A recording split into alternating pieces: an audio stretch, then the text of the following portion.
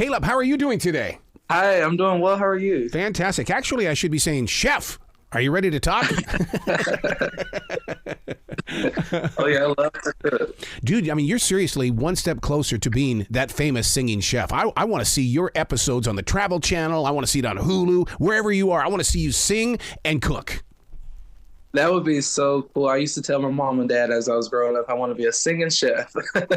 What is it about food preparation that really draws you into it? Because, I mean, I didn't discover the kitchen really until the lockdown, and it was like, oh, my God, now you can't get me out of it. Oh, I've been in the kitchen since I was probably like 6 or 7. I've always like enjoyed watching my mom or my mima like in the kitchen just cooking those like Southern meals. So like I've stayed up under them learning those recipes. So like while I've been here on The Voice, that's kind of been like my taste of home. So every time like I get to cook anything like Southern or just cook anything at all, it just feels like I'm at home. Well, you're right about Southern food because I'm here in Charlotte. Oh my God, dude, there's nothing like Southern food. Oh, yeah. I'm getting ready for Thanksgiving.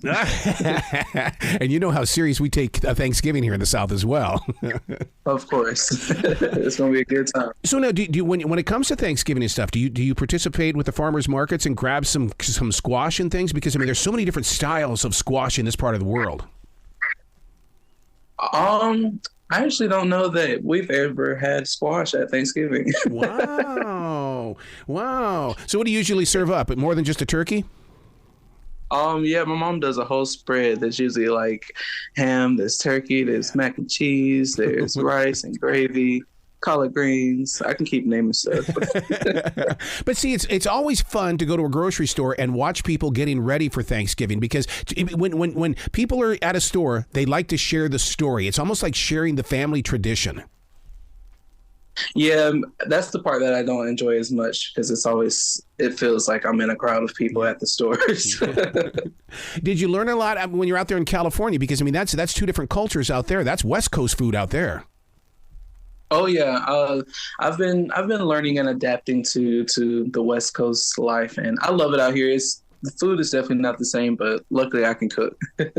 Yeah, being over there in Goldsboro, North Carolina, man, I mean, come on. I mean, that is in the center of the Carolinas, and it's a great place. Oh yeah, I love Goldsboro. That's my home. Where are you living there still today, or where are you at these days? No, I've been living in California for about 2 years now. Yeah. It's such a culture shock, though. It's also a shock when it comes to music and stuff because you know how we are here in the South. We like our beach music. We like our R&B. We like to really dig in. Yeah, I feel like for me, my taste of music, it wasn't as much as a culture shock. Yeah. Just because I do a lot of the jazz and singer-songwriter and some pop elements of like music. So I never really like felt like a fish out of water music wise, but like in terms of like living out here, most definitely. When it comes to that jazz, would you say that the modern day real funk world is coming from jazz? Because I'm hearing a lot of funk being played right now. I think that it definitely could have something to do with, but I feel like music is so universal that people are pulling from all different types of directions. It could be some from jazz, definitely is some from gospel, could be some from the blues, and so everything's a big gumbo nowadays. Oh man, you coming from that gospel background, my God, you know how it is here. I mean, we like to throw our entire bodies into a song, and it's gonna go a long, long ways. That's right. Yeah, because so many times when you're singing in the church, a lot of people, they get to church late because they don't want to see the opening band. And yet I need that gospel. I need that worship music because it's going to clear my heart for the word. Yeah, I feel like more so sometimes when I was younger, I was going to church more so for the music. Yeah, absolutely. Well, man, and then what was it like for you though to step out there with Kanye when he was doing that? Which I wish he would get back to doing it again because I was always moved when Kanye was doing that. Yeah, being a part of Kanye's Sunday service was an amazing experience. Like just being able to connect and sing with so many amazing singers. At first, it was a little intimidating because walking into that room, there's so many amazing singers who I've looked up to like my whole life, and I've been watching them on my phone. So at first, it kind of felt like I didn't deserve to be there, but I got over that quickly, and and it was an amazing experience. Well, being a part of that, did you at least get to take some notes and things? Because I mean, when you've got that many believers together, there is an amazing array of energy that comes together that inspires and influences the heart. Yeah, I think I took a lot of mental notes. I didn't like take actual notes. But like being there, like just learning from the leadership and just teaching me like some things of like how to lead groups if I ever wanted to do something like that, or even just like taking notes from the singers that were in there and how they go about their daily lives. Because some of them, this is not their only job. So like they're going from rehearsals to rehearsals. So I've definitely been taking notes. Is that one of those things that you learn as a student of music then, to find out how everybody's real life still has to play out? And then when you get into music, it's like now they're dealing with their passion? Most definitely. And you find out like who are like your heavy hitters, or the people who really go hard for music whenever it's dealing with life and then work, and you're kind of doing it all together. Yeah. How do you keep a separation in between church and state? What I mean by that is that you've got that music business background and you're also the performer. I mean, they don't go hand in hand, do they? Not necessarily, but that's actually why I went to college, to learn the music business background, so that whenever I was able to get into the industry, I would know how to read my contracts or how to talk to people and work with people without being screwed over. It still gets me that there's so many musicians that won't work with a contract, and it's like I wouldn't play that kind of a game. Before I touch that stage, they've got to live up to the expectation. Yeah, I don't necessarily have a problem with a contract if it's a good contract.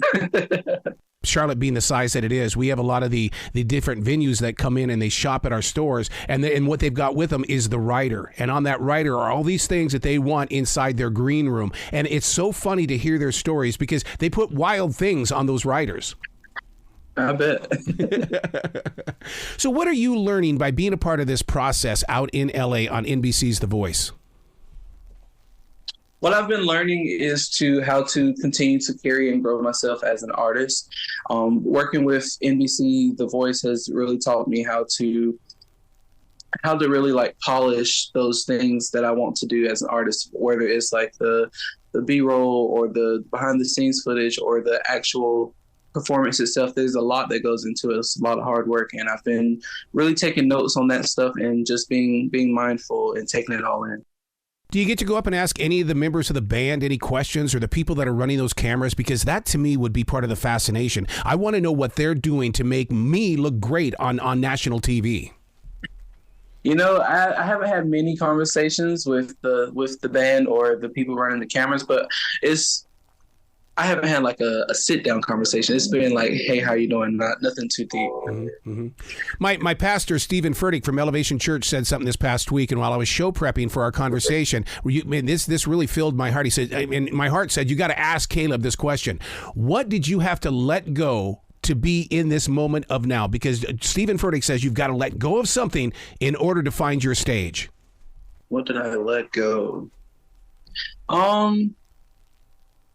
I can say I let go of my job. I don't know if that's a good answer. But it is a good answer because it stands in the way of so many people. There are so many people that they I can't do it because I got to go do my job. So yeah, letting go of your job is really important.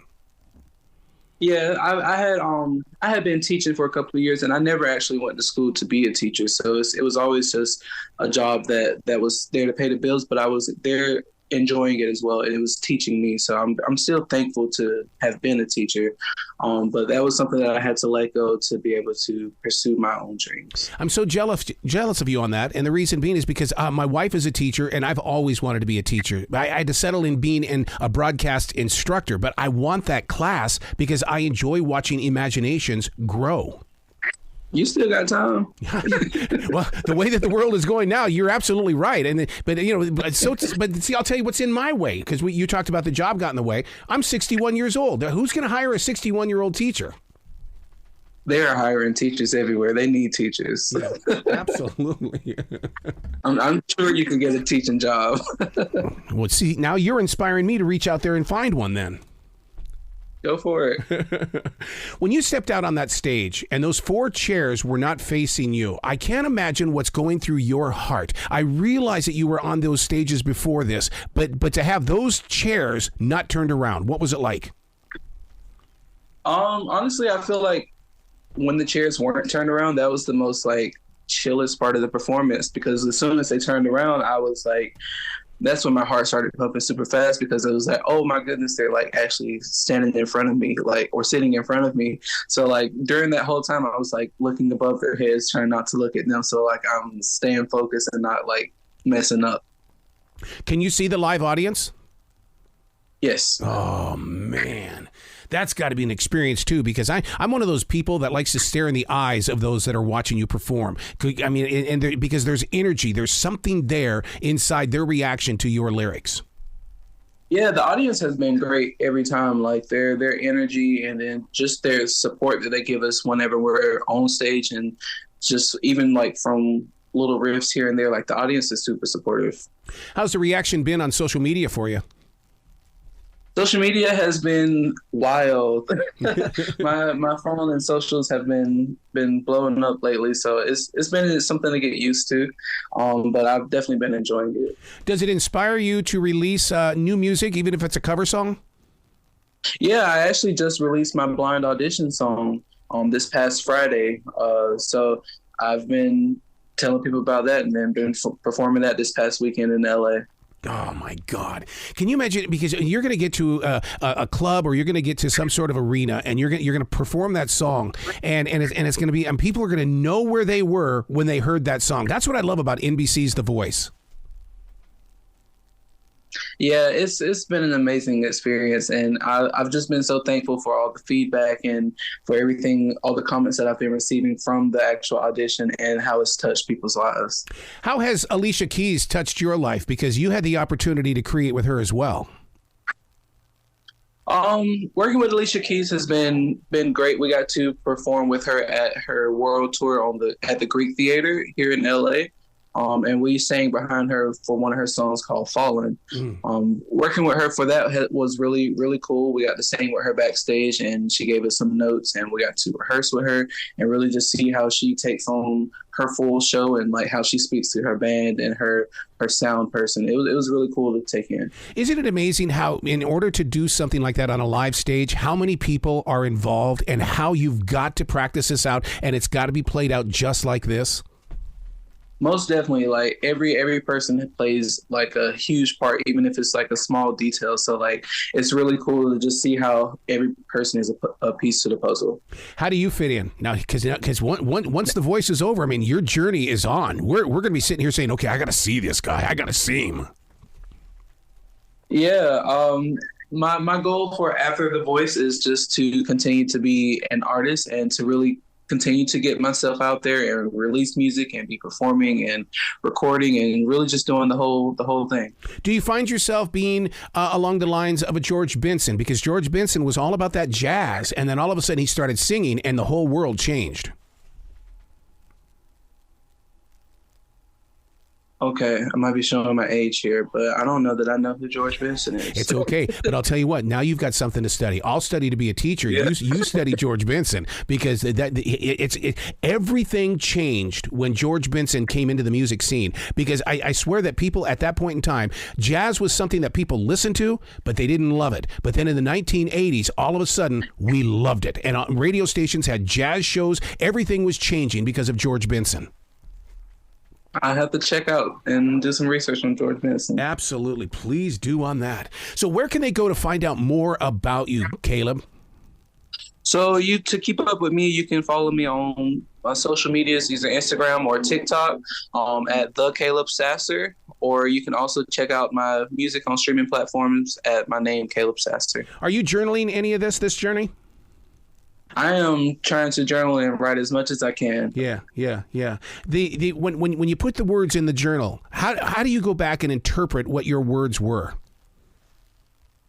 Do you mean like in turning it into a song or just reading it? Especially a song, because I'm a true believer that my music comes from what I wrote in my daily journals. All of a sudden, I'll be inspired by a thought that came through me. It's like, where did that even come from? Oh my God! And then you find out that that you're writing a song. So whenever I'm writing a song and I'm just sitting and I'm journaling, I'll just write and really just do like a brain dump and just see what's on my mind. And then I'll take time to go back and reread that. And just sometimes I'll go and highlight words that stick out to me, words or phrases. And then try to stick it to some chords, or honestly, each song that I write comes to me differently. So like sometimes I could be journaling, sometimes I could be sitting at the piano and just like bringing chords together. Sometimes I could just be like humming a melody. Yep. So like that's the beauty of songwriting, is that for me each time it's a different experience, and that's what I love about it. What are you usually humming when you're cooking in the kitchen as that chef? What am I humming? Yeah.